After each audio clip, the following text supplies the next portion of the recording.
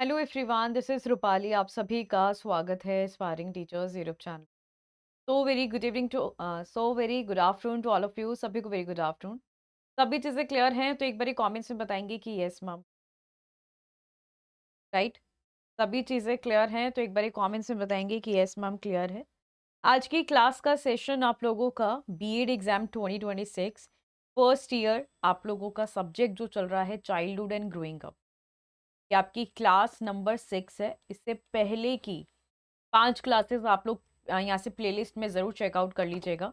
कोई डाउट हो तो आप लोग कमेंट्स में ज़रूर बताइएगा, राइट। और आज की क्लास की जो थियरी है वो है एरिक एरिक्सन की थियरी। एरिक एरिक्सन ने अपना कौन सा सिद्धांत दिया, इस सिद्धांत में क्या क्या बताया है, सारी चीज़ें हम लोग डिस्कस करेंगे। इससे पहले आप लोगों को जीन पियाजे की थियरी मैंने डिस्कस कराई थी। मैं आपको एक एक टॉपिक यहाँ से कवर करा रही हूँ, तो ध्यान से समझिए क्या टॉपिक है, क्या कॉन्सेप्ट है। और बाकी जो भी स्टूडेंट्स यहाँ पे कनेक्ट हो चुके हैं, सभी स्टूडेंट्स के पास अपने कॉलेज का ग्रुप होगा। इफ़ यू वांट कि आप लोगों की क्लासेस ऐसी चलें तो आप लोग अपने फ्रेंड्स के साथ अपने कॉलेज ग्रुप में व्हाट्सएप पे ज़रूर शेयर कीजिए। क्लियर? चलिए स्टार्ट करें अपनी क्लास। आई होप सारी चीज़ें आप सभी को क्लियर हैं। स्टार्ट करते हैं। एरिक एरिक्सन की थ्योरी इंपॉर्टेंट है, कैसे लिखनी है, ये सारी चीज़ें आप लोगों की पता होनी चाहिए। देखिए, इंट्रोडक्शन की बात करें, मैम आप सेकेंड ईयर की क्लास ज़्यादा क्यों नहीं लेते? भाई एक ही टीचर है, एक ही आप लोगों का अब सिलेबस इतना ज़्यादा है, सब्जेक्ट्स इतने सारे हैं, आपकी पेड क्लासेस भी होती हैं, फर्स्ट ईयर का बैच भी होता है, आप लोगों का सीटेट की बैच भी होते हैं। तो भाई जिसमें आप लोगों का टाइम मिल पा रहा है तो साइमल्टेनियसली क्लासेस कंडक्ट हो रही हैं, राइट। तो फर्स्ट ईयर की भी साइमल्टेनियसली सेकेंड ईयर की भी चल रही हैं, उसको आप लोग देख सकते हैं। चलिए समझेंगे। बेसिकली सबसे पहले मैंने आपको लिखने का तरीका बताया था कि इंट्रोडक्शन क्या होता है। आप लोगों को एक सीक्वेंस में लिखना है, 16 नंबर का क्वेश्चन आएगा, तो आप लोग क्या क्या चीजें ध्यान में रखेंगे। हेडिंग डालेंगे इंट्रोडक्शन।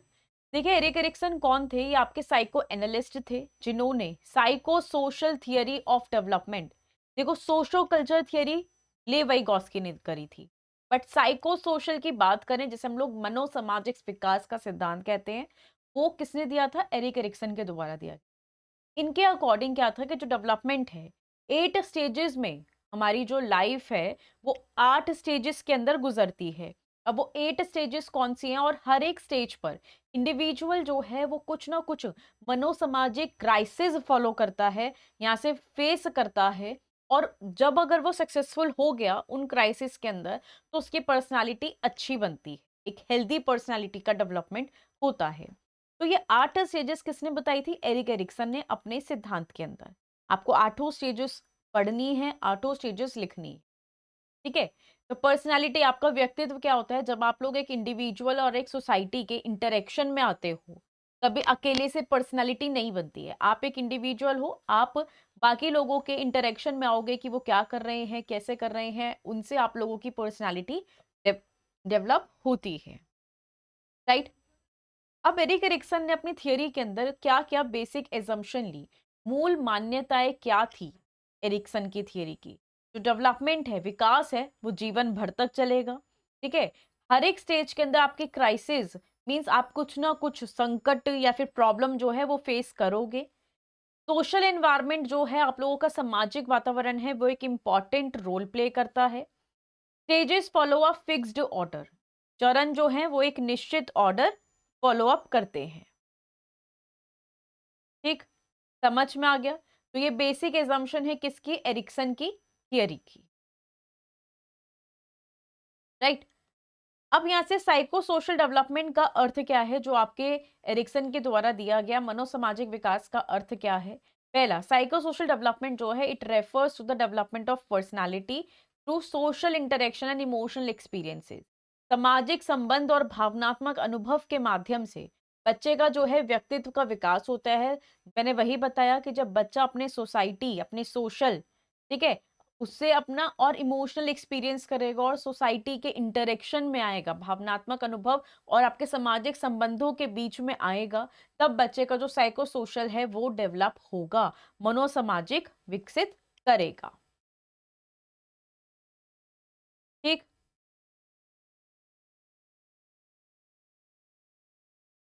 समझ में आ गया? Stages of psychosocial development, मनोसामाजिक विकास के चरण की बात करें, ट्रस्ट वर्सेस मिसट्रस्ट, पहला क्या होता है आप लोगों का, ये स्टेज आ गई। अब जो 8 स्टेजेस आप लोग इस थियरी में पढ़ोगे, 8 स्टेजेस के अंदर आप लोगों की एक एक स्टेज करके हम लोग समझेंगे। जैसे पहला है आप लोगों का ट्रस्ट वर्सेस मिसट्रस्ट, जहां पे बच्चा 0 to 1 ईयर का रहता है। कितना? यहाँ पे 0 to 1, जन्म से 1 साल तक की। अब देखो यहाँ पे क्राइसिस क्या रहेगा, ट्रस्ट वर्सेस मिसट्रस्ट का मतलब क्या है कि हम जितना बच्चे को, देखो बच्चे के अंदर अगर हम लोग उसे प्यार करेंगे, छोटा बच्चा है उसको स्नेह देंगे, ठीक है, वार्म उससे मिलेगा, उसकी नीड्स पूरी फुलफिल होंगी उस बच्चे की, तो उसे ट्रस्ट की फीलिंग डेवलप होगी उसके अंदर, वो विश्वास कर सकेगा कि हाँ ये मेरे अपने हैं। अगर हम उस बच्चे को मारेंगे, अगर हम उसकी बच्चे की नीड्स पूरी नहीं करेंगे, अगर हम उसे प्यार नहीं देंगे, तो हमारे बीच में उस बच्चे में क्या डेवलप होगा, मिसट्रस्ट मीन्स अविश्वास पैदा होगा। तो इसका कहने का मतलब है कि अगर चाइल्ड रिसीव कर रहा है प्रॉपर केयर एंड लव, तो ट्रस्ट डेवलप होता है, राइट। और अगर बच्चे बच्चे को उचित देखभाल नहीं मिल रही है, प्रेम नहीं मिल रहा है, तो उसके अंदर अविश्वास विकसित होता है।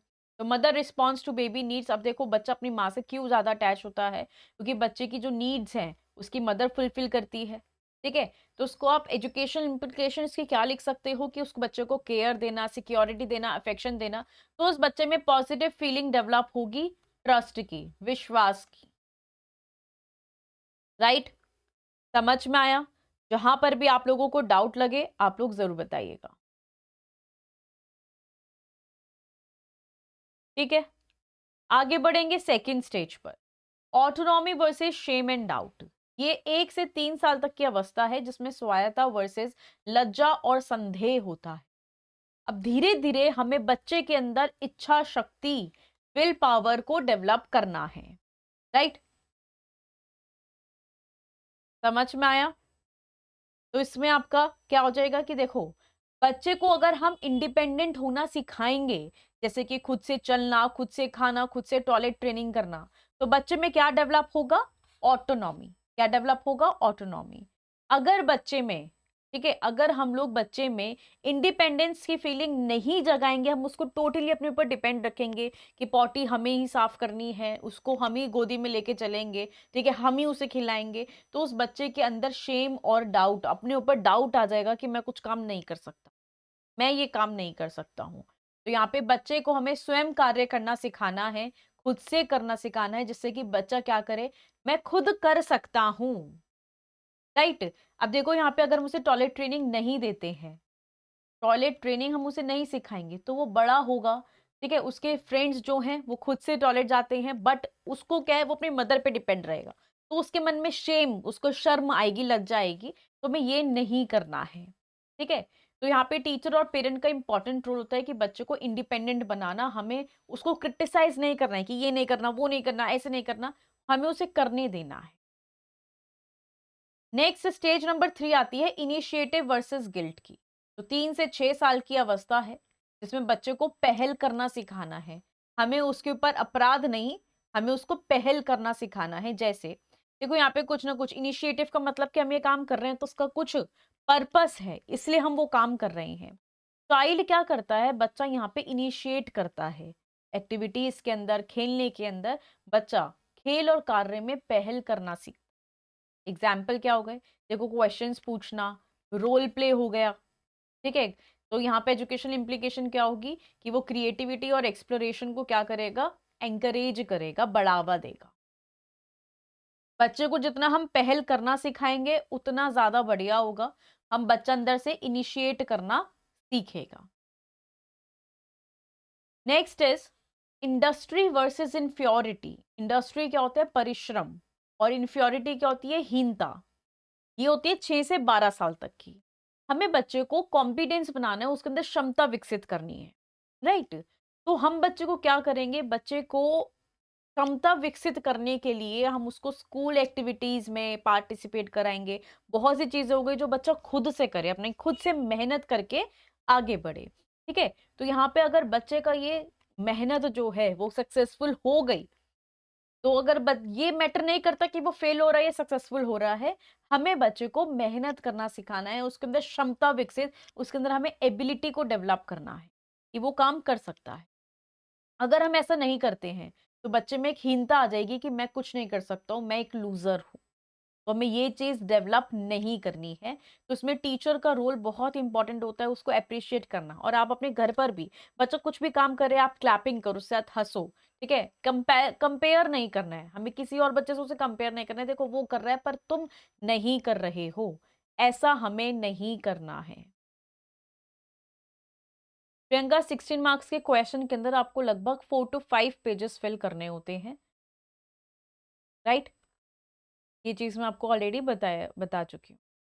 चलिए आगे बढ़ेंगे।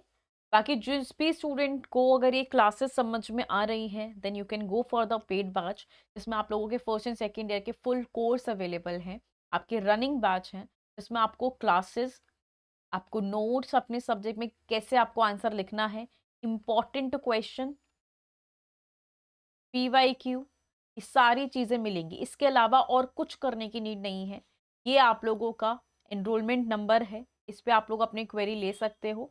बाकी आपको डायरेक्टली लेना हो तो आपकी अपनी एस्पायरिंग टीचर्स की 2.0 एप्लीकेशन है, उसमें भी जाकर आप लोग एनरोल कर सकते हैं, right. Stage number 5, identity versus role confusion. अब बच्चा क्या करेगा, एडोलेसेंट स्टेज में आ गया है, 12 से 18 साल की, जो कि बहुत इंपॉर्टेंट होती है। इसको हम लोग स्ट्रेस एंड स्टॉर्म वाली अवस्था कहते हैं, जहां पर बच्चे को तनाव रहता है, तूफान घूमता रहता है उसके माइंड में। बच्चा अपनी आइडेंटिटी के लिए घूम रहा है भाई, ठीक है। हमें उस बच्चे की पहचान बनानी है। तो एडोलेसेंट क्या करता है, अपनी पहचान खोजता है कि मैं आखिर हूँ क्या। अगर वो 18 साल का भी हो जाएगा, वो अपने करियर के लिए परेशान रहेगा कि मैं आगे क्या करूं, टीचर बनूं, पायलट बनूं, डॉक्टर बनूं, क्या बनूं मैं आगे, ठीक है। तो अपनी पहचान वो खोज रहा होता है, वो इस अवस्था में होता है। अगर उसको अपना सही डायरेक्शन मिल गई तो उसके जो कंफ्यूजन है वो दूर हो जाएगी। आज भी आप में से काफी स्टूडेंट होते हैं, उन्हें क्लियर ही नहीं है उन्हें आगे क्या करना है, उन्हें आगे क्या बनना है। अगर आपको भी सही गाइडेंस मिली होती तो आपके अंदर ये रोल कंफ्यूजन नहीं होता, आप लोगों का अपना करियर सेट होता, राइट। तो एग्जाम्पल जैसे अपने करियर को लेके कंफ्यूजन होना, पीयर का इन्फ्लुएंस आ रहा होना कि आपका फ्रेंड ये कर रहा है, आप ये कर रहे हो, राइट। तो यहाँ पर आपको इस स्टेज में सही गाइडेंस और काउंसलिंग की बहुत जरूरत होती है। Next stage number 6, intimacy versus isolation. Intimacy क्या होता है, अब आप लोग एडल्टहुड में आ गए हो, ठीक है। 18+ जब हम जाते हैं तो हम अपनी फैमिली को बनाने की सोचते हैं, है ना। यहाँ पर आप लोगों की रिलेशनशिप्स बनती हैं, आप लोगों अपने लव, अपने रिलेशनशिप्स में आते हो। देन अपनी एक अच्छी, अगर देखो इंटीमेसी होते हैं कि अपने अंदर एक इमोशनल फीलिंग, ये टच, ये डेवलप करना। तो आप लोगों के अंदर एक घनिष्ठ संबंध बनाने की क्षमता बढ़ती है कि हम एक क्लोज रिलेशनशिप को फॉर्म अप करें, राइट। और अगर ये नहीं हो पाता है तो आपके अंदर एक आइसोलेशन, एक अलगाव की भावना पैदा हो जाती है, ठीक है, अकेलेपन की। तो वो हमें नहीं करना है, ये एक सबसे बेस्ट है। नेक्स्ट स्टेज नंबर 7 आती है जनरेटिविटी वर्सेस स्टेग्नेशन। ये आपका मिडल एडल्टहुड है, जहां पर अब आप लोगों का जो फेज है, जो इस समय आप में से ज्यादा स्टूडेंट्स होंगे जिसकी ऑलरेडी मैरिज हो चुकी है, ठीक है, जिसके ऑलरेडी यहाँ पे बेबीज हो चुके हैं। अब वो क्या कर रहे हैं भाई, वो जो मोस्टली मदर हैं वो अपने बच्चे की देखभाल कर रही हैं, ठीक है। अपनी नेक्स्ट जनरेशन जो आपके बेबीज हैं, आप उनको कंसर्न, आप उनकी ज्यादा चिंता लेते हो कि उसके आगे क्या कराना है, क्या नहीं करना है ना। बट हमें इन चीजों में अपनी लाइफ को स्टेगनेंट नहीं करना है, हमें कुछ ना कुछ जनरेट करते रहना है। हम अपने बच्चे को भी देखना है, अपनी फैमिली को भी देखना है, साथ ही में अपने आपका जो करियर है, आपका जो मतलब सपना है, उसको भी पूरा करना, right. Next, integrity versus despair, जो कि लास्ट स्टेज होती है, ये आपकी ओल्ड एज, जब आप लोग एक सीनियर सिटीजन की कैटेगरी में चले जाओगे। अब ये जो इंटीग्रिटी है, इसका मतलब आप उस सीनियर सिटीजन की कैटेगरी में जाके ना आप ये क्या सोचोगे, आप अपनी पूरी लाइफ को रिवाइंड करोगे कि आपने अब तक क्या करा, राइट। आपने अब तक क्या करा, समझ में आ रहा है। ये सारी चीजें आप लोग सोचोगे कि आपने अब तक क्या करा, क्या नहीं करा, ठीक है। अगर आप लोग अपनी लाइफ से सेटिस्फाइड होगे तो आपकी पूरी समग्रता मीन्स आपकी बुद्धिमत्ता, विस्डम होगा। और अगर आप लोग जो आप चाहते थे करना वो चीज फुलफिल नहीं हो पाई, तो आपके अंदर एक निराशा होगी कि मैं अपनी लाइफ से ये करना चाहता था और मैं इसको पूरा नहीं कर पाया। तो हमें अपनी लाइफ को एक्सेप्टेंस बनाना है, अपना जो आपका मन करे आप करिए, कि लास्ट में जाके आपको रिग्रेट ना हो कि आपको ये चीज़ करनी चाहिए थी और आपने नहीं करी, राइट?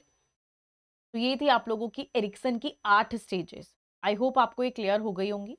ये आपकी समरी है एक तरीके से कि कौन सी स्टेज में हमें क्या बनाना है। इसको आप लोग एक बारी रिवाइज कर लीजिएगा, जो हमने अपने सेशन में समझा है।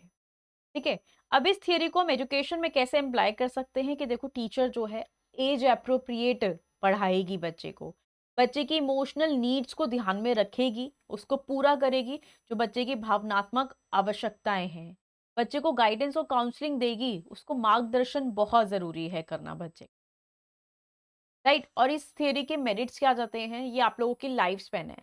मीन्स आप लोग बच्चे के जन्म से लेकर बच्चा जब तक सीनियर सिटीजन की कैटेगरी में नहीं चला गया, तब तक आप क्या-क्या सीखेंगे, क्या-क्या आपने सीखा, आपके सोशल फैक्टर्स हो गए सारे, ठीक है? आपके टीचर्स, आपके पेरेंट्स के लिए क्या-क्या यूज़फुल है, सारी चीज़ें आपकी ये थियरी आपको बताती है। इसकी लिमिटेशंस क्या बन जाती हैं? ये लेस फोकस होती है बायोलॉजिकल फैक्टर्स पर। डिफ़िकल्ट होता है साइंटिफिकली टेस्ट करना कि किसकी क्या नीड्स हैं, किसके क्या इमोशंस हैं। तो ये बायोलॉजिकल फैक्टर्स पे कम फोकस करती है और आप लोगों के साइंटिफिकली टेस्ट करना थोड़ा-सा डिफ़िकल्ट हो जाता है इस थियरी। और लास्ट में आपको कंक्लूजन लिखना है कि जो एरिक्सन की थियरी है ये एक्सप्लेन करती है कि आपकी पर्सनैलिटी जो है वो कैसे डेवलप होगी। आप किस तरह से अपनी 8 स्टेजेस से गुजर कर आपने अपना सोशल इंटरेक्शन किया, सामाजिक अंतरक्रिया कैसे किया, किस माध्यम से किया और कैसे आप लोगों का विकास हुआ। तो ये आपका कंक्लूजन है। आई होप ये पूरी की पूरी थियरी आप लोगों की क्लियर है। इफ़ आप लोगों को कॉन्सेप्ट समझ में आ रहा है, सारी चीज़ें क्लियर हो रही हैं, तो कमेंट्स में आप लोग ज़रूर बताइए और अपने फ्रेंड्स के साथ ज़रूर शेयर कीजिए। बाकी तो मैंने आप सभी को बता दिया है कि आप लोगों का बैच अवेलेबल है। अगर आप लोगों को लग रहा है कि पूरा आपको टॉपिक वाइज़ पढ़ना है सब्जेक्ट जो भी आपके फर्स्ट ईयर में है या फिर सेकंड ईयर के हो आप लोग, तो आप लोग अपने इस बैच को जॉइन कर सकते हैं। नंबर गिवन है, बाकी एप्लीकेशन भी आपको गिवन है। रनिंग बैच है, अपनी जॉइन कर सकते हैं। ठीक, चलिए, थैंक यू सो मच। मिलते हैं अभी नेक्स्ट क्लास के अंदर। Thank you.